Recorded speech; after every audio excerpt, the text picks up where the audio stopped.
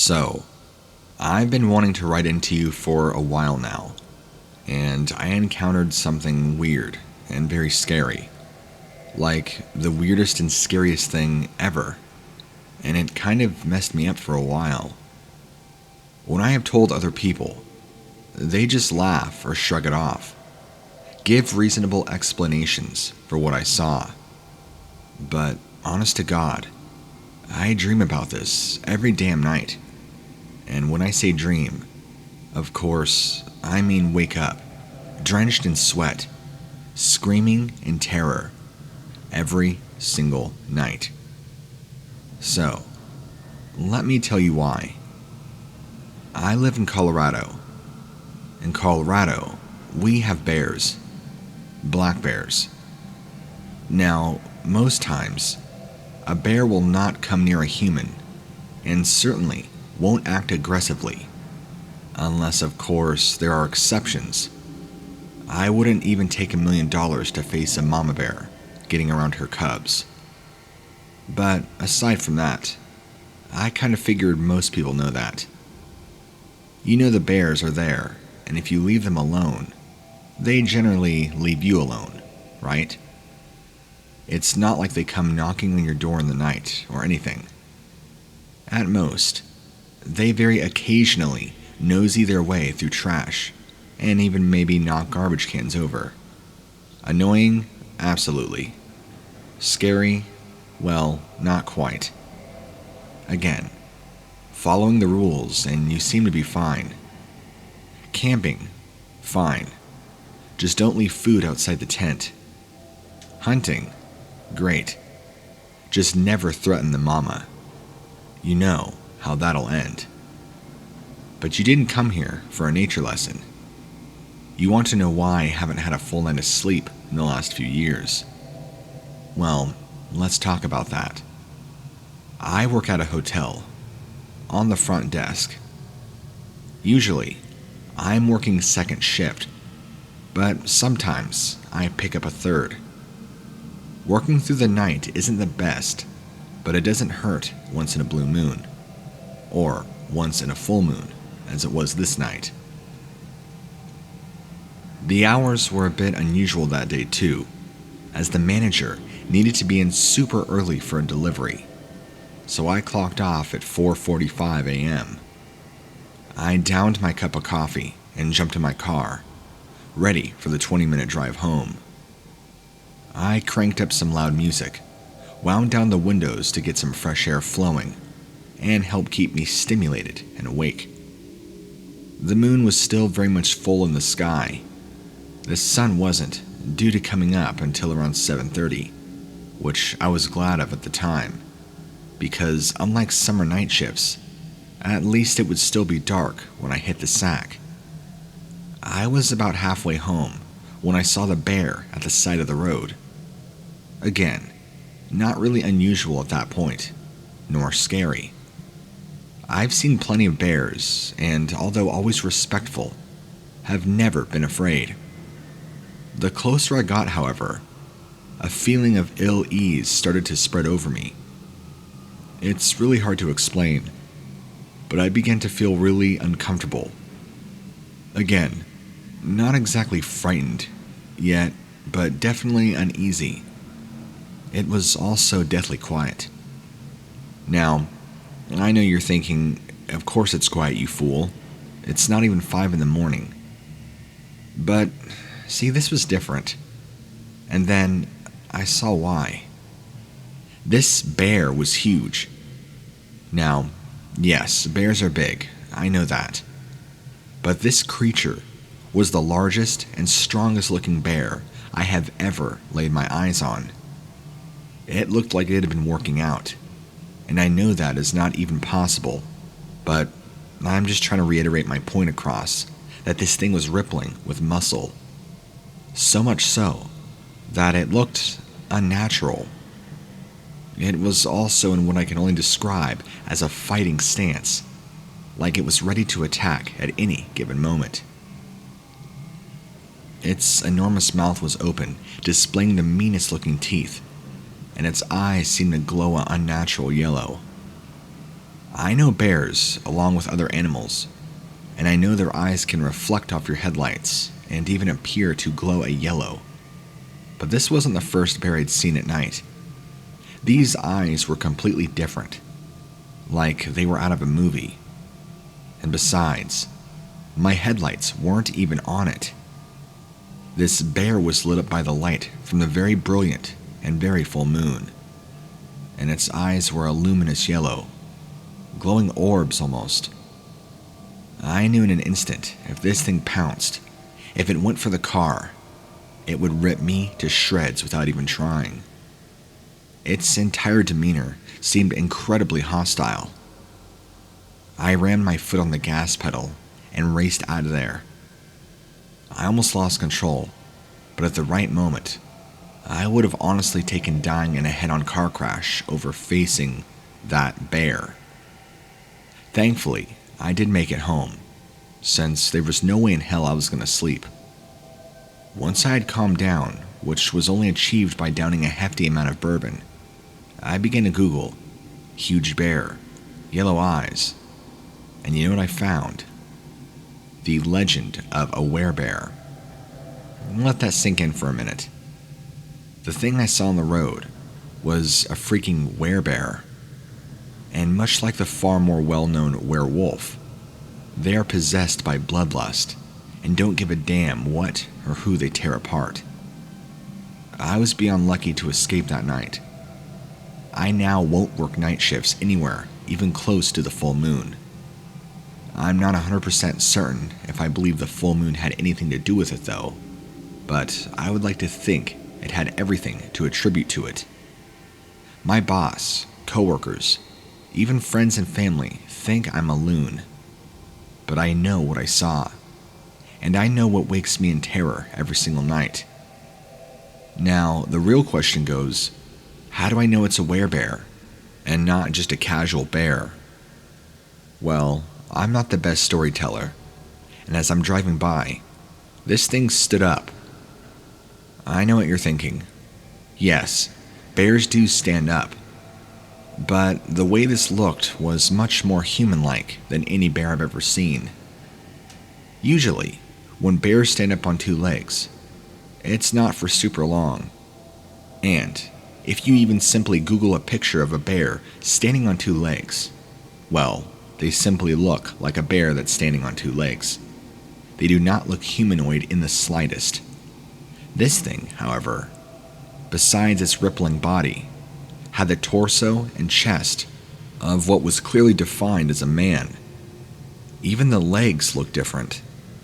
Bears usually have thick, stubby legs, and this was no bear leg. Although they still looked short, they clearly resembled a man's legs, with the kneecap and all, everything covered in a light, thick hair. By light, I mean light brown in color. Thick, because, well, bears have a thick matted fur. But even through all that fur, I could still see the definition of its rippling muscles. I'm pretty sure, in all my heart, that werebears are real.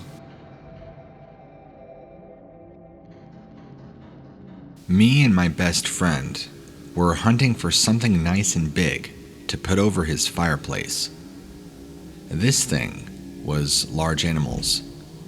If there was a giant in those woods, he would obsess over finding it and putting a bullet in it and bringing it home and showing it off. Now, I don't know whether or not you agree with trophy hunting or not, but it is what it is. I didn't have the heart to tell him that having a preserved dead body in your home doesn't exactly inspire awe and reverence in others, but oh well. Other than that though, he was likable enough, just a tad too stubborn. We were in some of the thickest woods that I had ever come across in Montana, and the sun was now starting to go down on us. It didn't help that it was already cloudy. I was about to suggest that we call it a day when he hooted about something he found on the ground. I ran over to see what got his attention, and I swear, I felt a shiver go up and down my entire body. I've seen bear prints. These were bigger. I've seen elephant prints. These seemed even bigger than those. Something had left insanely huge tracks in the scant snow that were titanic in animal terms. My best friend, however, got extremely excited. Even more so when the tracks led us to what was left of a deer that had been torn limb from limb. He was in love from that moment on. Anything with that much brute strength and raw power had to end up belonging to him. Me. I was smart enough to get the message that there are simply some things on this earth that you have no hope of overpowering, that you should probably leave alone. You don't try to put tornadoes in cages. He didn't see things that way, and that had been one of the leading differences between him and me well over the years. The scope of our prey's strength and dimensions only widened with each new discovery along the trail, picked out by the animal's footprints. Small trees seemed to be shoved aside, like they had just been mere sticks in the ground. I personally was starting to wonder if there would be enough physical room in my friend's house for this animal's body. We stepped into a clearing where a great shape lumbered forward on two legs. The monster's entire mass shook as tons of fur and fat and muscle clung to what I can only describe as a towering framework. It turned around just long enough to see it was something was following it. That's when I got a good long look at its face. It was something in the family of bears, but in all my years, I have never seen any kind of bear that looked like that. Like it could have won a wrestling match with an elephant. My money wouldn't be on any elephant that went toe-to-toe with this thing. The horrible eyes, the very fierce-looking face, and the fact that it seemed far too comfortable to be walking around on two legs was more than enough to send any opponent into blind fear. All except my best friend. As he was beginning to raise his rifle, I was beginning to question if a .50 caliber would even take this thing down. He raised his rifle and fired without hesitation. The monster winced at the shot. I got smart, and I immediately took off running. They say you should never run after a predator, or run from a predator, but I wasn't taking any chances. At least not while this thing's attention was not on me. I watched what transpired in snapshots of looking over my shoulder. My friend somehow deciding one bullet wasn't enough to run. So, the idiot takes a few more shots, one of them getting this thing in the eye, because that was the only shot that made it scream. It didn't look much like the type to think of bullets more than it thought of fleas. It then charged my friend, who firmly stood his ground, getting off as many shots as he possibly could. He must not have known what he was doing, because the bare thing got up to him and had him in its whole mouth in one chomp. It's like he was swallowed. It didn't come after me. I had put far too much ground between me and it for it to consider doing anything. There are people that swear I murdered him. Their explanations for a motive are an insult to their intelligence of anybody. Of course I miss him. Of course it's a tragedy. But it's also one of those things that I've seen coming for a while now. Between the risks that he took and the way he didn't listen to anybody, I knew something like that would eventually come about from it. It is regrettable that I was the one that had to be there to witness this horrible thing happen. I really don't go out hunting these days, part out of respect for him, and partly out of fear of running up against a giant colossal-sized man bear.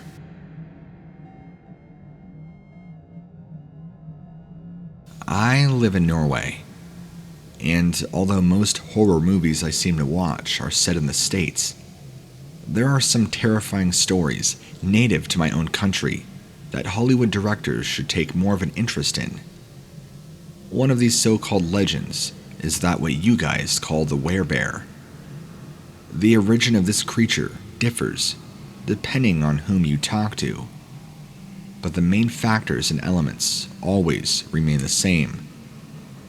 A very long time ago, there was a tribe of people in the land who were believed to be part bear, part human. At the very least, bear sympathizers. They lived in caves alongside bears and wore bear skins.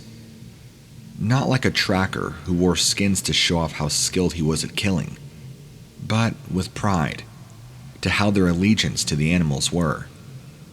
It is said that one day, these bear people kidnapped a young woman from the village and took her back to the cave where an actual bear took her as a wife and, well, consummated the marriage.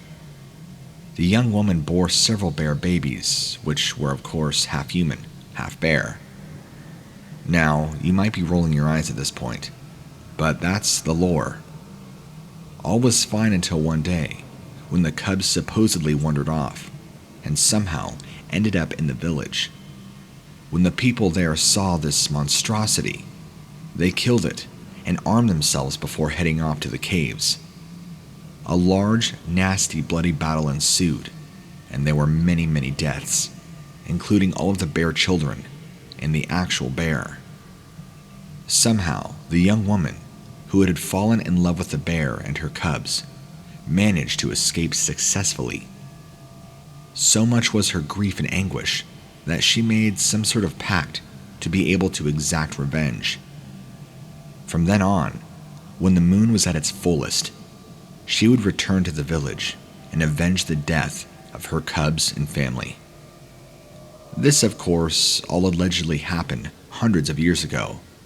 And again, it's what we call folklore, which is why a lot of people don't believe it exists.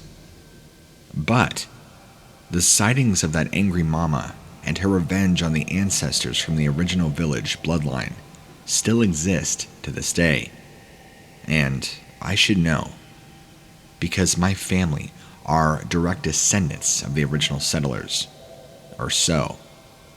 This isn't just some fairy tale that has been passed down through generations, or an urban legend constructed to keep people away from lovers' lanes, or kids messing around in quarries. This is told to us as a warning, because too many people in my family line have died in terrible accidents for the curse not to be true. I should also make note that there is a very long line of heavy and dark black magic being practiced, at least on the male side. Many of the males on my family line were warlocks, or the leaders of some witch coven. That much I do know. How much that has to be involved with the curse, I'm not exactly sure, but knowing what little I do of magic and all of that, I'm sure it can't contribute anything good. My great-grandfather even went to work and never came back, was found on the side of the road, presumed to be hit by a car, because cars are famous for leaving you with huge gouges in your chest. Grandfather took the dog for a walk. Dog came back, leash all bloody. No granddad. Was found in the woods hanging. We presumed he'd hung himself due to fear of the curse, and of course, managed to rip both his arms off beforehand. Even, and this bit is hard, even my father. The police thought he must have disturbed an intruder. Maybe they were high, and that was why he ripped open his throat, so severely, he was almost decapitated. Are you seeing a pattern here? All male. Like the werebears punishing the men in my family, as it was the men that had killed her family. The only thing I can hope for is that this generational curse doesn't come for me.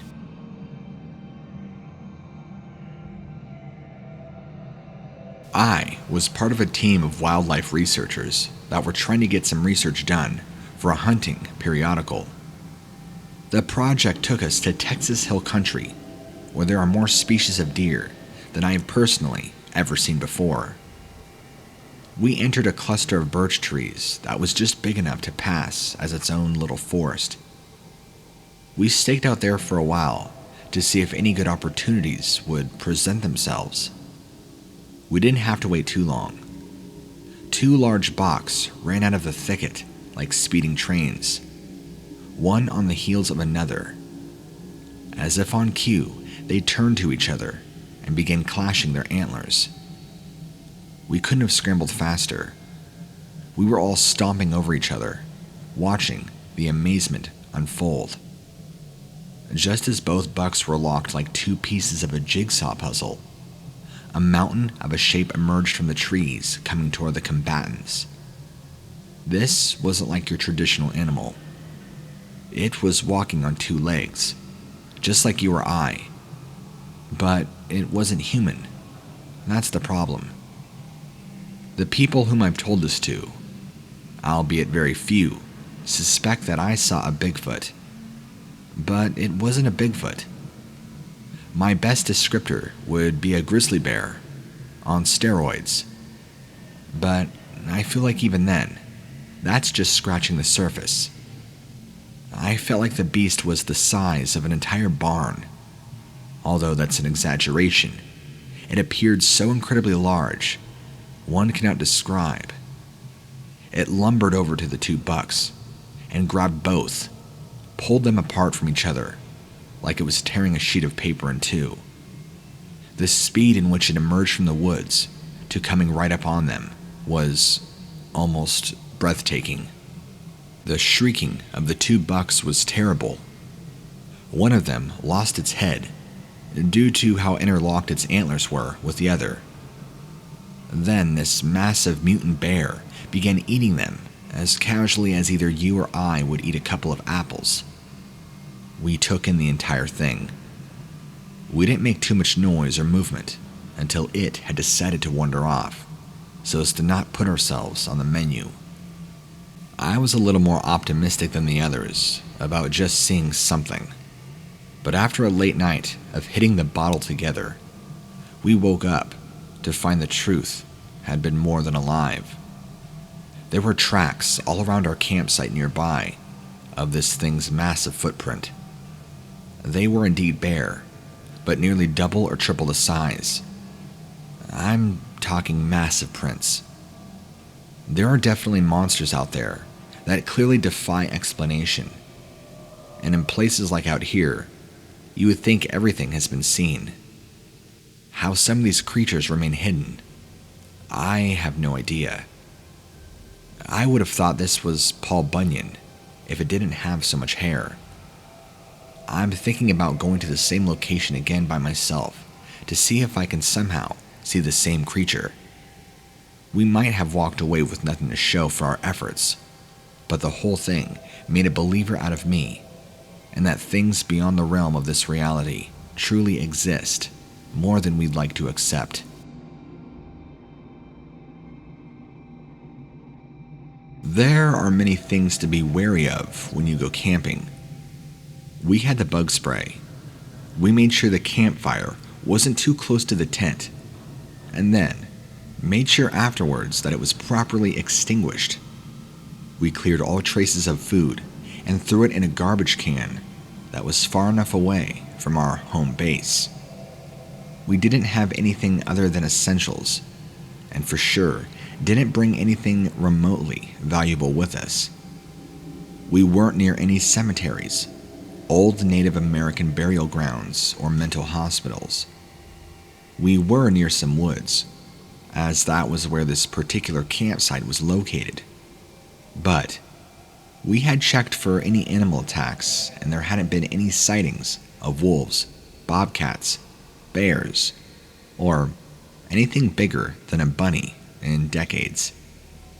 It was just the 2 of us, my fiancé and I, and it was perfect, safe, a wonderful little getaway.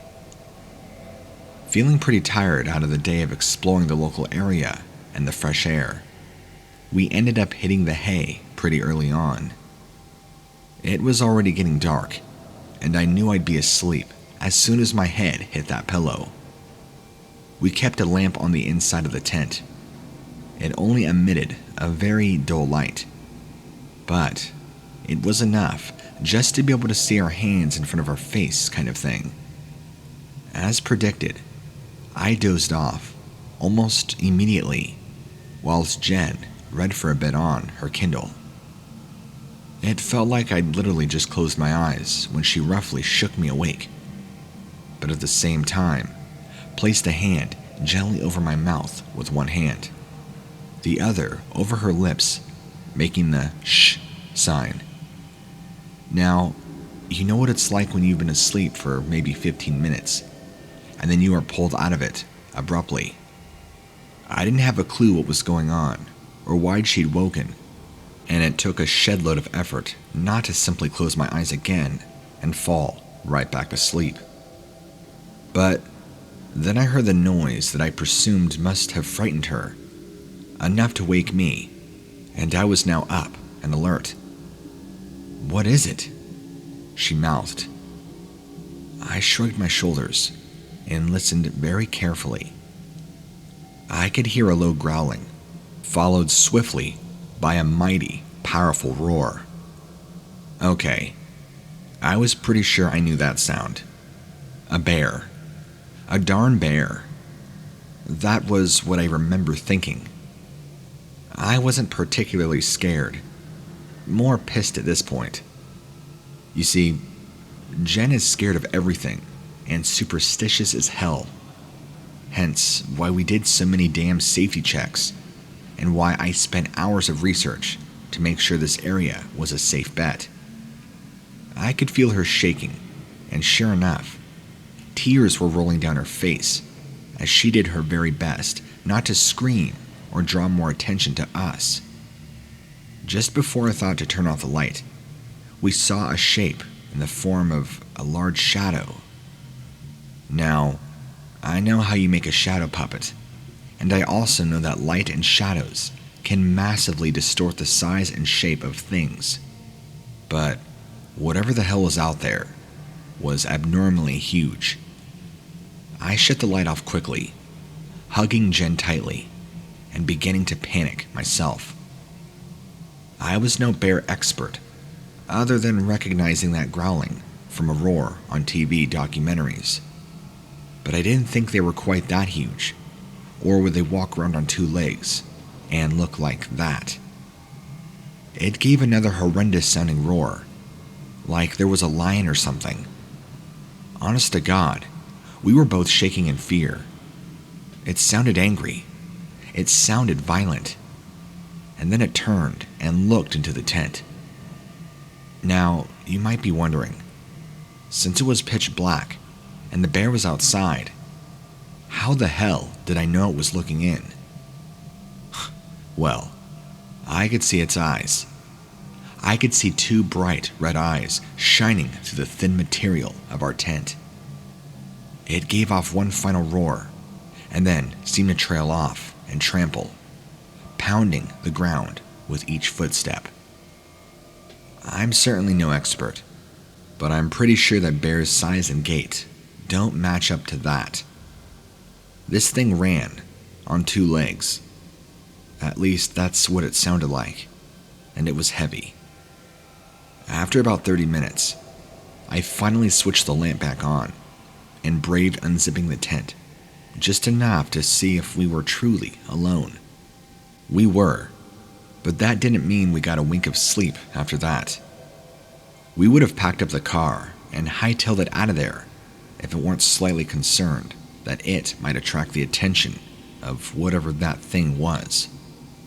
Of course, once the sun rose and we were pretty sure our visitor wasn't coming back, I got in the neck from Jen too, because it was obviously my fault that I hadn't thought to check the lunar cycle, despite her being the one who was superstitious.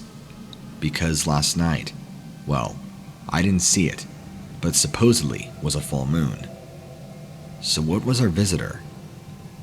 Once we were home, I checked again for reports of wildlife in the area and came up with nothing. It was only when I did a bit more digging like 3 or 4 pages back on the search engine, that I came across something on many different cryptid websites.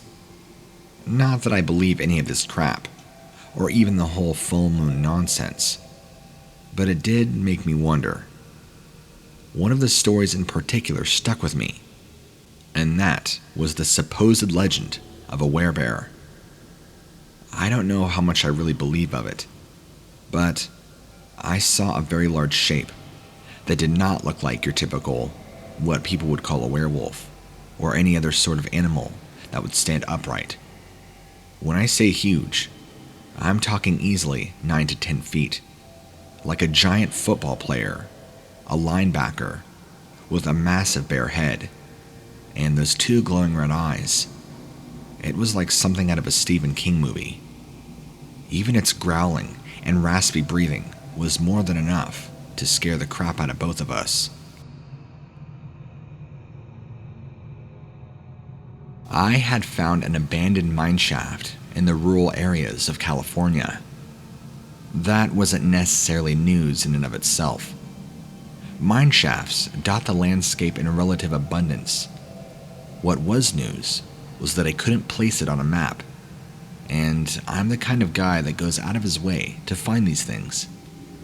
Yes, I realize how incredibly dangerous this is, and no, I don't care. Not having a wife or any children will make you fearless in ways you wouldn't believe. It's not difficult to figure out why a mineshaft was clearly abandoned. You step inside, look around, and sometimes you'll find hints of an accident, or some sign of being short-staffed, or everything is just so completely taken care of that it's a safe bet they ran out of ore. I didn't see any of those signs when I stepped inside, so, against my better judgment, I was intrigued and followed the main shaft past all the trappings of that era. The rails, a few carts that have been set off the racks, rusting tools that were far from useful. And then, there was a shifting in the atmosphere of the place after I got down so far. I couldn't quite put my finger on it. When I first stepped in, the place had felt very orderly and like things had gone off, all without a hitch. But as I began to go deeper and deeper into the shaft, the details started telling on the possibility that something, and it happened very suddenly, to the point that everybody had to get up and appear to leave abruptly. The shaft terminated against a stone wall where it looked like it had either been an explosion or a great collapse that opened up into a natural cavern. The square-shaped walls and shaft looked like it became a limestone chamber leading into a natural cavern. I suddenly felt like I was possibly in the presence of something, but looking around and using what little light I had revealed that there was simply nobody. I didn't have long to think, because from the other end of the cavern there came a large shape that took up the entire space in the cave. I ran back into the mineshaft, and if I had been any slower, I feel like I would have been devoured. The monster, from what I can gather, pursuing me, looked like a giant overgrown bear. The span of the mouth from the upper jaw to the lower was incredibly long. Its snout slammed into the much smaller opening of the mineshaft, where it couldn't pursue me. It wasn't the smartest thing I could have done, but I turned around and stared at the frenzied creature. There was no way it was going to fit into that shaft, but that didn't stop it from trying. It was very determined to get to me. I imagine that was what a honeybee saw when a bear had got the scent of honey and decided to raid the combs. If that cavern had been where this thing made its home, then it made sense that the mineshaft had to be abandoned. The racket that this beat made alone would have been enough to upset any stability in the mineshaft and any more of its delicate operations.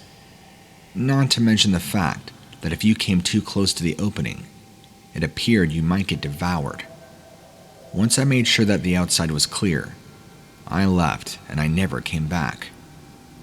Yes, and I'm still extremely careful about where I explore, hoping to not wander into the den of any unknown predatory animals.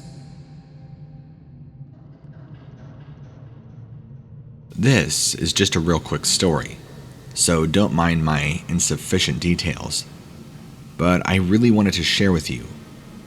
I'm a cop, and this happened a few years ago when I was on the night shift. Now, at nighttime, I generally hate the night shift. Not because of spooky horror movie stuff, but because night seems to really bring out all the crazies. The meth heads, the thieves, the gangbangers, you name it. Lunatics, crazies, all the insane people come out in the early morning hours. It's true. You can always bet we get a hell of a lot more domestic disturbances reported at nighttime. I'd already been to a couple of jobs when dispatch announced there had been a couple of calls reporting something nosing around outside one of the more affluent neighborhoods. I could just perform a drive-by to make sure it wasn't teenagers messing around. The first thought that sprang to my mind was somebody's dog had gotten loose and had smelt some chicken and was intent on ripping open a garbage bag and having fun. Or it'd be another beaten down drunk a-hole thinking the world was wrong and he was the only one who was right. If I had $1 for every time I had to deal with that. So, off I headed, slowly driving round to where the trash can disturbance had been reported. It was this little nook and cranny of an area. Kind of a back alley-ish area, but not quite. It was about 2:53 in the morning at this point. The moon was particularly bright this night, and with my headlights on, I felt like I had pretty decent illumination of the environment around me. Although, after seeing this thing, it was still hard for me to determine exactly what it was. I can tell you for sure that it was a creature of some kind. But from where I sat in the squad car, engine idling, it looked pretty big.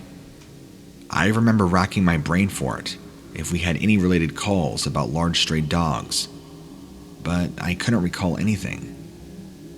We do get the very occasional bear sighting, but not usually this close to houses.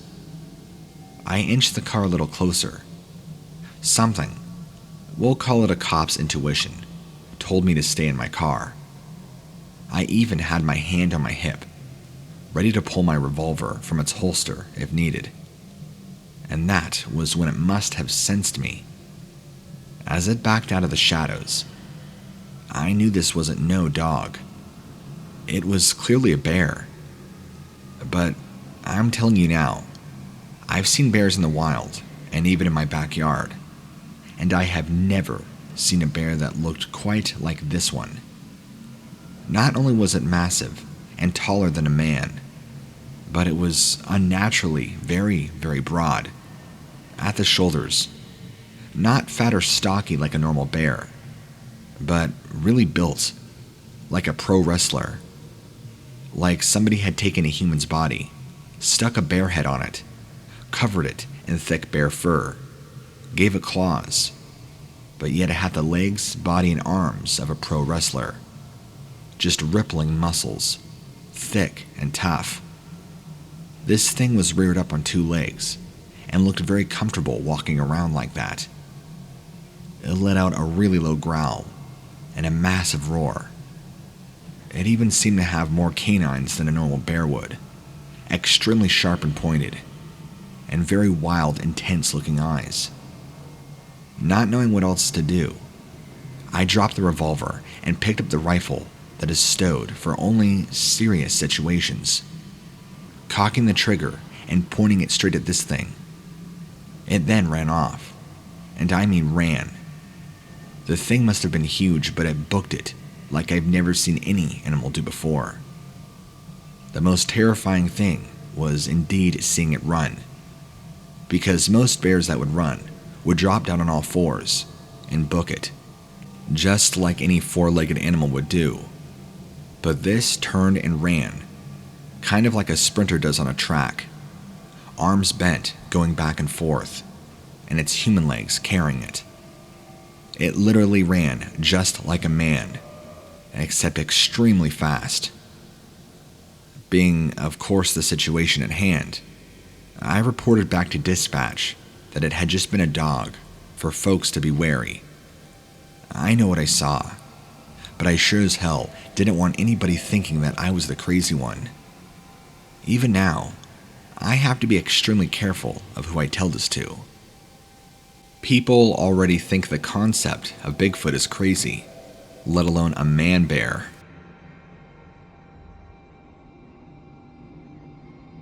I really didn't think that I was going to be afraid of bears. That is, until I ran into some.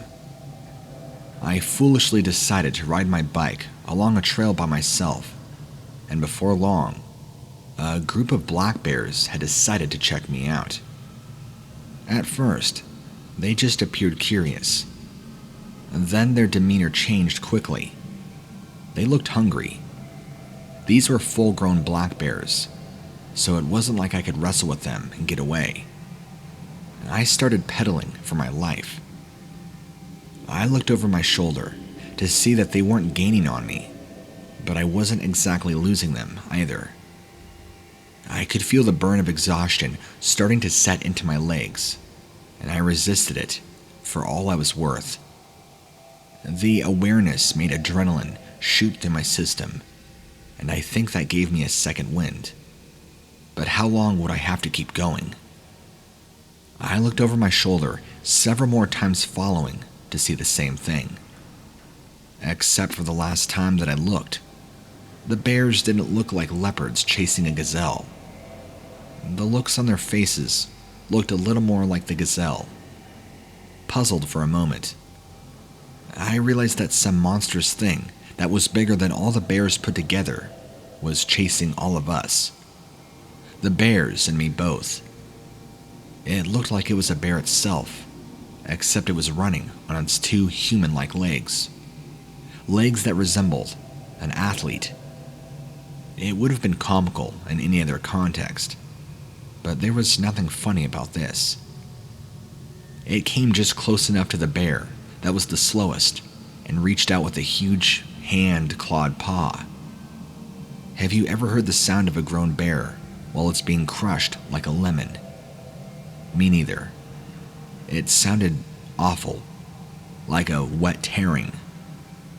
That gigantic man-bear was crushing the smaller one like a fruit and drinking whatever came out, so to speak. After that, it had no trouble fitting what was left into its mouth. Apparently, some of the bears were starting to feel the adrenaline that I was, because one or two of them were almost alongside me, but they had no interest in me. Now, they appeared to be on the same menu that I was. This gigantic man-bear brought its mouth down on one of the other bears from behind, with an impact so forceful, the ground appeared to lightly shake. I could hear the sound of the animal being chewed and ripped. The remaining bears diverged from my path, and I'm happy to say that the apex creature decided that they tasted better than I did, because it broke off from the direction I was going. I was shaking clear up until the time that I went to bed. I felt like the people in the movie Jurassic Park, where they're running in the vehicle from the giant T-Rex. Except this wasn't exactly a giant T-Rex, but it was some sort of humanoid man-bear that was ripping into these black bear like nothing. The only thing I can possibly find when doing some research is a dire bear, or a werebear. Either way, it was the most fearsome and fear-inspiring killing machine that I've ever seen in my life. And it wasn't even in a frenzy. It was just killing because it seemed to enjoy killing. If park rangers ever had the task of tranquilizing and cataloging, or trying to control these things in any way, shape, or form, let's just say they would have their hands full.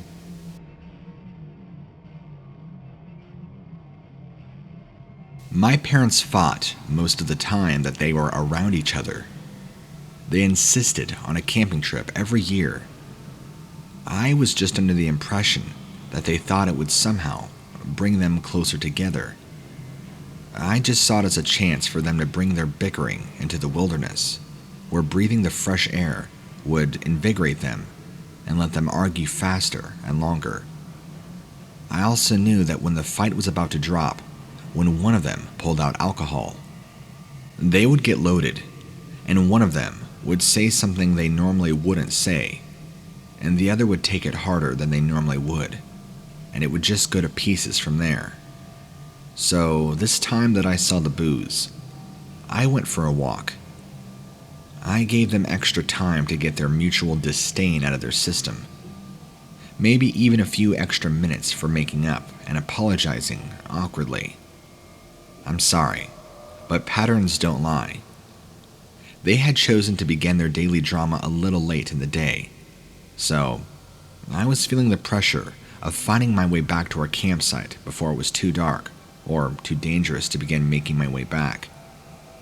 I couldn't get over the feeling that I was likely coming back prematurely. Sure enough, there was the broken whiskey bottle just at the edge of our campsite. I looked around before picking up the discarded glass. Didn't want to get prematurely booted off the plot before we could realistically uproot and leave. I did a double take on the bottle. It wasn't just broken, it was bloody. Somebody had been in the business end of the jagged glass. I got a sinking feeling in the pit of my stomach. Had they finally gone over the edge of all these years of threatening to take that extra fatal step? Moving in closer, Dad's truck looked like it had been put in a blender. Either somebody had rammed it repeatedly with a monster truck, or they had torn it apart with their bare hands. We only had one vehicle with us, so my parents couldn't have gotten into a game of drunk chicken if they wanted to. The sight of the ruined truck was immediately followed up by several trees that looked like something had simply grabbed hold of the trunks and gouged out fistfuls of wood like they were really made of cake. The trail of destruction culminated in the discovery of seeing my parents reduced to a steaming pulp. Both of them looked like they had been mangled and pulverized. I knew there were things in the wild that could eat a person, but that level of destruction was so over the top that it took me a while to believe what I was seeing. My eyes unfocused, just in time for me to catch a glimpse of something against a distant tree line. Saying that it looked like a bear is like saying a lion looks like a cat. The size of what I was looking at was nearly incomprehensible. Bears usually scratch their backs on the trees. This one dwarfed most of the trees around it. It sniffed at the air before disappearing into the woods. That was the last I saw of my parents. That was the last I saw of that oversized bear. That was the last I saw of my sanity. Of course, I was the suspect in the ensuing investigation, but they didn't take too long to see that somebody like me couldn't have possibly done that kind of damage to another human body. The possibility of some unknown creature was not really entertained by detectives, and it frustrated me to no end. Although afterwards, I did receive tons and tons of heavy therapy and counseling, because obviously, I was pretty messed up, and even still am to this day. Granted, I didn't really have much of a connection with my parents due to all the drama and bickering and fighting. In fact, I felt pretty dead emotionally. But the sight of all that blood, it was so horrifying, it will stay with me forever.